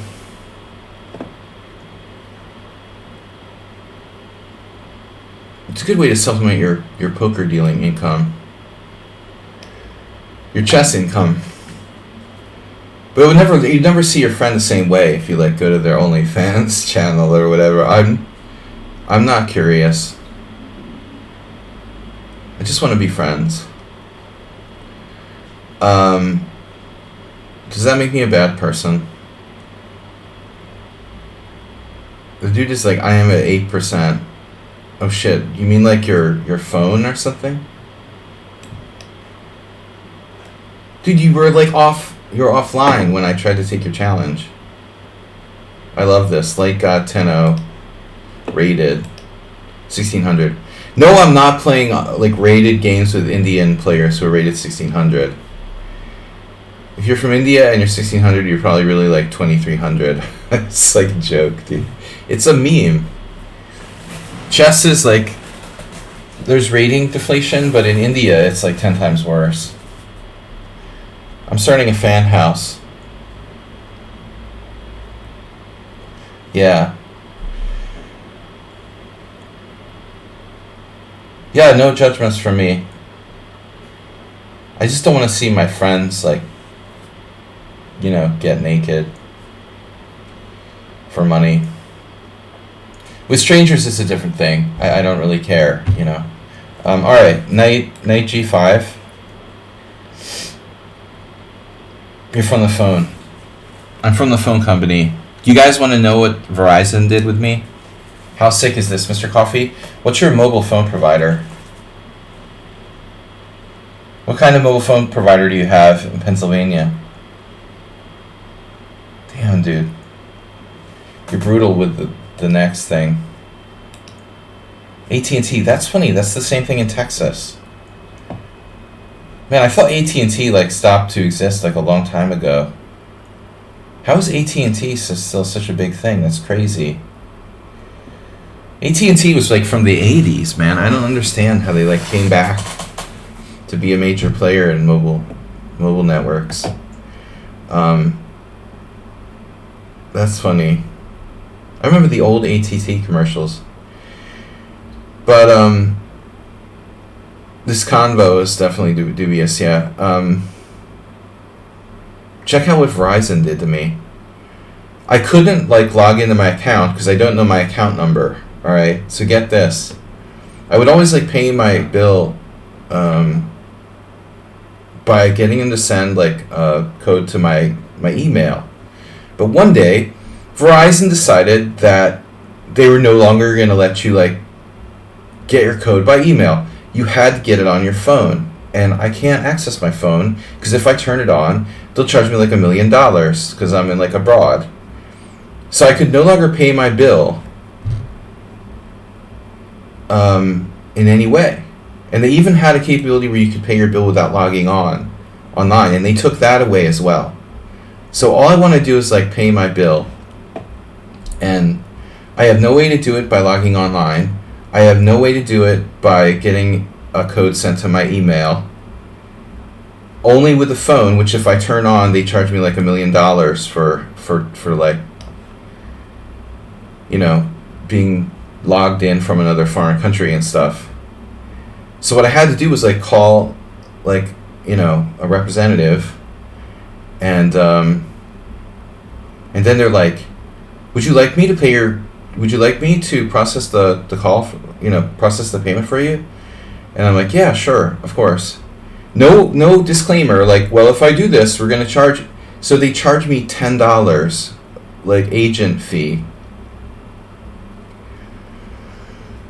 And I looked it up online, and, like, all these people were, like, posting, like, Reddits about it and stuff. Like, how can they do that? It's just criminal, man. What a disgusting company that Verizon is. Don't ever... 0%, dude. 0%. Prawn. 0. 0%. Dude, you're really annoying. Can I just tell you that? You're not even on my challenge list, dude. Just forget it.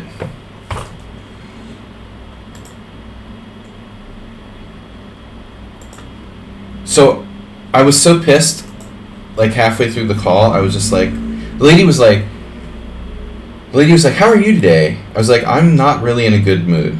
She's like, oh, sorry to hear that. She seemed really cool, though. Like, on the plus side, like, the lady that I talked to was actually really nice, you know? But, I mean, I should get, like, good treatment for $10, right? I was like, I'm in a really bad mood. You know what? Just, like, close my account. She was like, oh, all right, I can do that. So I just, like, closed my mobile account. Never, ever, ever, guys, use Verizon Mobile. I mean, I'm sure they're not the only, like, bad actor in the you know, industry, but it's just, everything about them sucks. You can't make a freaking payment, man. I mean, you can't make a payment online. It's, and they're like, everything is messed up. So I got rid of that. Now I don't have an American phone anymore. RIP phone. Now I need to get rid of his storage unit, and I'll be like fully out of there permanently. I have an old insurance policy that they're still charging me for. But I can't wait till like I have no connection except for the IRS. It's not easy to shake the IRS.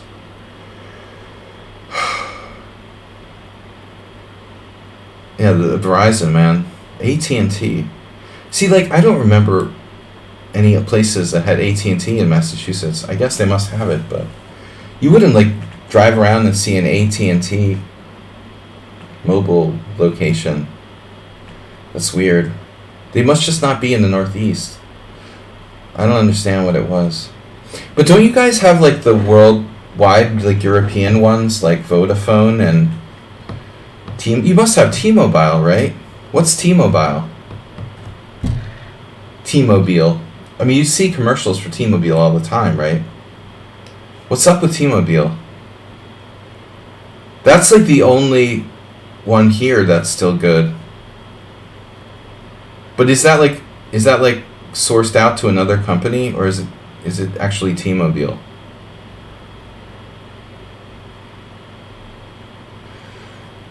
It's the only one in Hungary that's still good. I don't have T-Mobile either. I have Vodafone, which was pirated it was taken over by the Hungarian government, which is really bad, or derivatives thereof. Actual T-Mobile. You have that like in Pennsylvania as well. Well, I could just play E5 here, I guess. It's ugly. But, I mean, you know, just because something's ugly doesn't mean we shouldn't do it.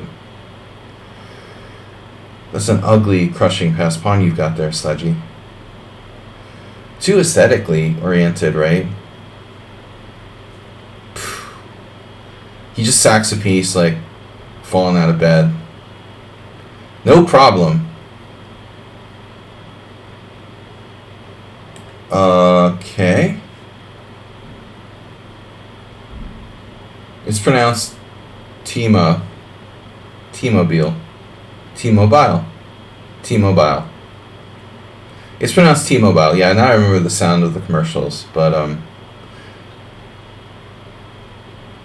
so if I got T-Mobile, I could probably, like, have some kind of plan that would, like, work in both Europe and the United States. But it's, like, I bet it's, like, exceedingly expensive.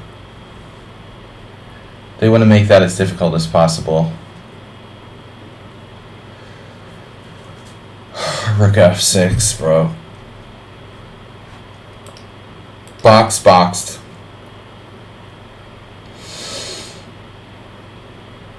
A reference to forced moves? I don't know. Maybe. Boxing Day. Boxer briefs. Boxer is the dog.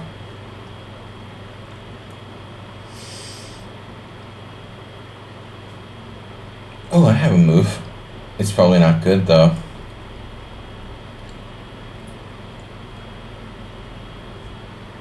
Oh, bishop e4. That's a bad move. That's a really bad idea you got there.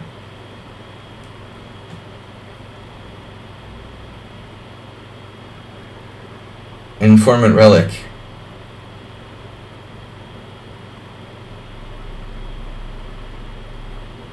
I'm going to need to see your driver's license. Resident inspector is driving while intoxicated, playing while intoxicated. How are we doing on time? I've got time for one more game.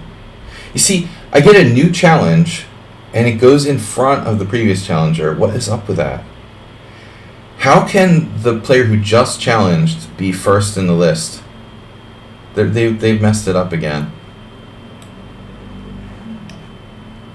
Yeah, that's not right. Like, I keep getting new challenges and they jump in front of the list. Why is that happening? Like, they're making bugs again.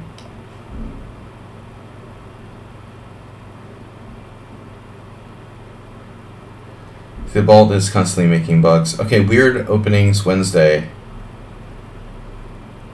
What are we gonna play?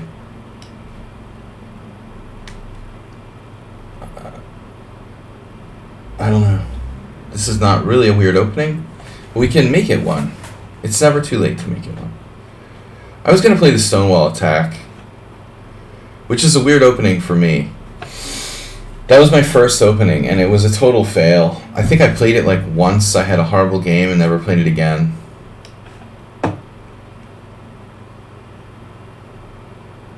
And I think like not really that appropriate here against a Slav type of setup.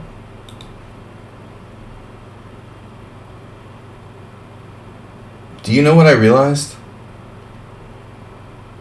Yeah, bishop e4 allowed knight d6. No, it was a big mistake. That's not surprising. No, I realized it was a mistake.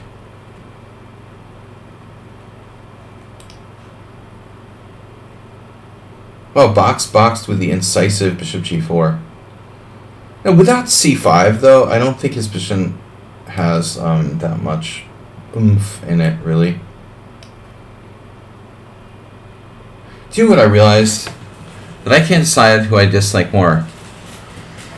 Hikaru, Chess.com, or Magnus versus Hans Niemann. Well, I don't think we were like... Yeah, I don't think we're required to like anyone in that situation. They're all like whiny bastards. I mean, I never liked Chess.com. Hans Niemann is a horrible person. And you know, Hikaru is like a spoiled brat, and I think to a great degree like Magnus is as well. So why should you like any of them? You know, I think you need a reason to like any of those things. Why should you? You know, I think you're normal. I mean, your normal rational person doesn't like any of those entities or people. I completely agree with you. I don't think there'd be any reason to even like question why. None of them are particularly likable. I mean, I could see people hero worshipping Magnus. If I have to pick from those four things, I would probably pick Magnus. I would say Magnus is the least annoying, then Hikaru, you know, then Chess.com, and then Hans Niemann. In terms of like disgustingness, I'm kind of neutral toward Magnus because he's not like the kind of over self-promoting, you know, as the other things. I think he's like spineless and stands up for nothing. You know, my problem with Magnus is that really. He's spineless. He doesn't really care about true chess. He doesn't have any kind of political stance on anything. He doesn't represent the better things for chess. But on the other hand, like on a personal level, I don't mind him, you know. He's not a total idiot. But I just think he could have been so much more useful for the chess world and for the game, and he just like didn't care. You know, we've got this like horrible chess federation. If anyone could have changed FIDE, it could have been Magnus. He did nothing. Now he's like not world champion anymore. It seems like Magnus mostly just cares about himself, which is, I guess, the standard for celebrity athletes.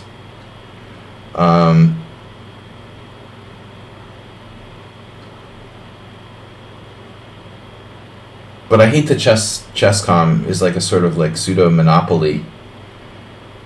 They think they like own the internet chess world, and it's kind of messed up. I hate that site.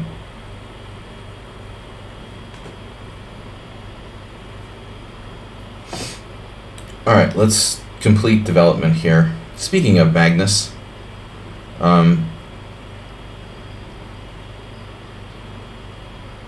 I'm playing the Stonewall, and obviously, as some of you may or may not know, Maggie was playing the Stonewall for a bit.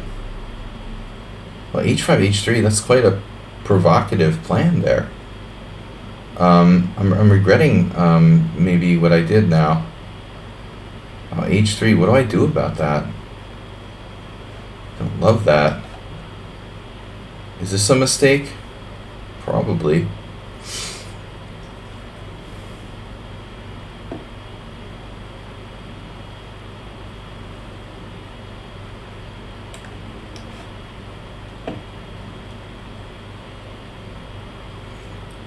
But I mean, I hate other things too, like FIDE, the European Chess Union. They had like some gala the other day, and all it is like an excuse for a few people to be like have power, and it's not just FIDE that's bad. Any kind of chess organization seem corrupt. European Chess Union is bullshit. Another excuse for Asmai to be like in power of something. It's ridiculous. Now that he's like not in FIDE closely involved, he's taken over the European Chess Union.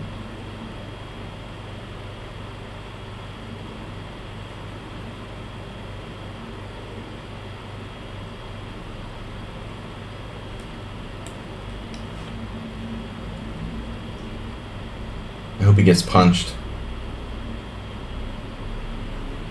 Like he got punched at the Olympiad. He got punched at the Olympiad. I forget that story. What happened there? All right. What a game. Boxed.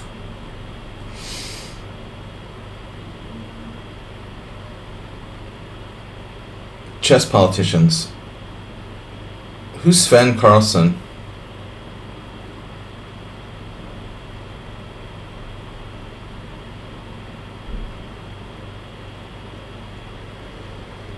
Magnus has a sister who also played chess. She was like 2000 something. But it would suck like being his sibling. And he's like so famous. That must really suck. I mean, not suck in the sense where like maybe like the family has a lot of money from him and stuff, but you know, everybody must be like, oh, he's such a god.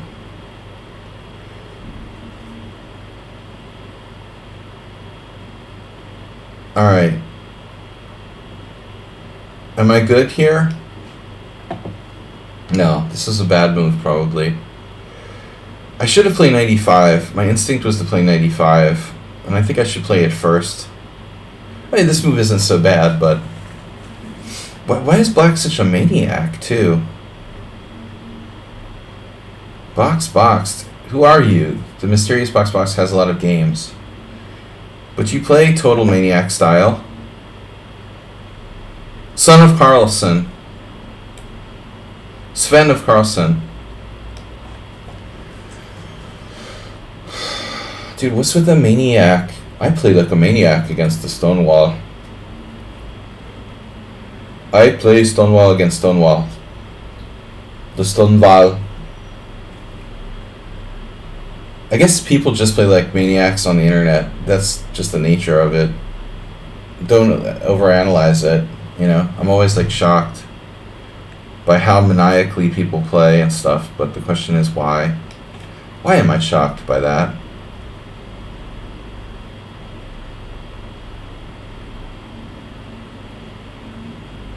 I played so many good players that it made me like very careful about how I play. When you've been blown away by as many grandmasters as I have on occasion, you learn to be a little more circumspect about the way you play. I'm way more conservative and safe than I was when I was young. And the other thing is, like, I think when you play a higher rated player, the instinct should be to play carefully, not wildly. But, I mean, for some people, it's just like, they play the way they play, and it doesn't matter who they're playing against. That's understandable, of course. I mean, if Box plays like this every single game, I get it. No problem, I understand. But if it's, like, personal, you're just playing like a maniac against me, and you know, why against me, necessarily? He doesn't castle, leaves his king in the center, and like launches all of his kingside pawns. on the black side of a stonewall attack. I'm just going to say, like, that's not really a traditional way to play. There could be some risk involved in the long run. He's just sitting there, like, wide open. Nothing bad can possibly happen to me. Mr. Coffee, what's going on with the convicted killer, like loose in Pennsylvania or whatever, by the way? Where is that?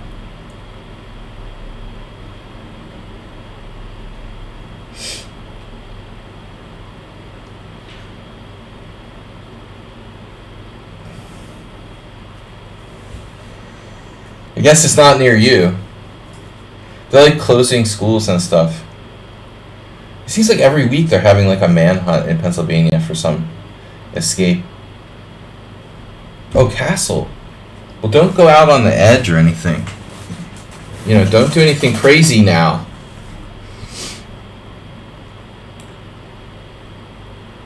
Man, this is a funny position. Jesus Christ. Bishop e4, bishop e4, rook g4. I think I can do this. We can do this. Rook g4, queen g4. He maybe could have taken it and put his rook on the 7th, but he didn't even consider it.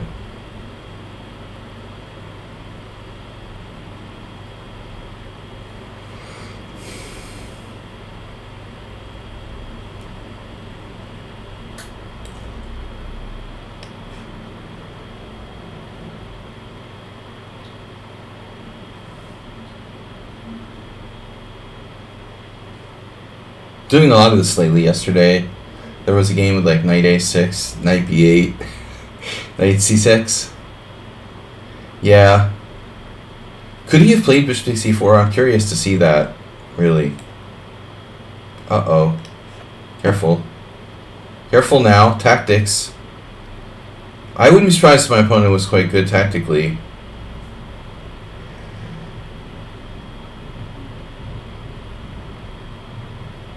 Speaking of knight c6.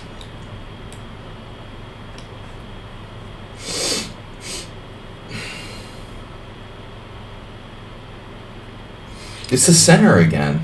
It's that thing about the center. Look at the center.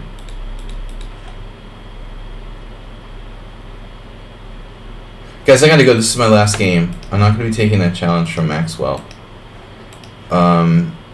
Yeah, queen h6. So now I need to find a good move. Maxwellian.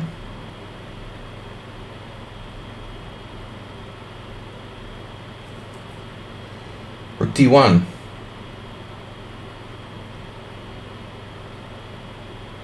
Rook d1, bishop e4, rook e4. This is the best I've got. Not really enthusiastic. His back rank weakness that he's created for me, you know, could be an issue down the line. That doesn't look like a good move. What's queen f6? Is that like a mouse slip? Box lost his mind. Okay. Yeah, this is a crazy game, dude. But I don't think it was that bad. I mean, I think you're better, you're better, you're better.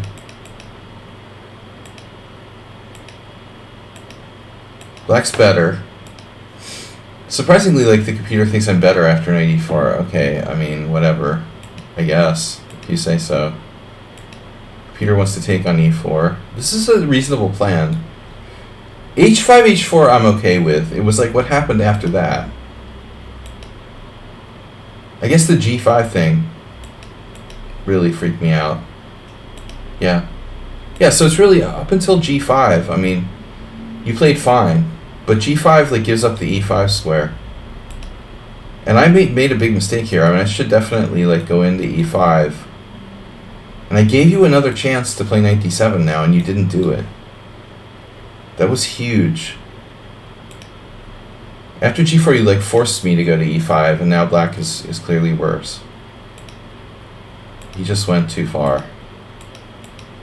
Yeah, so there's a few maniac moves there. I was wondering about bishop takes e4, but this is crazy, right? There's no time. Yeah.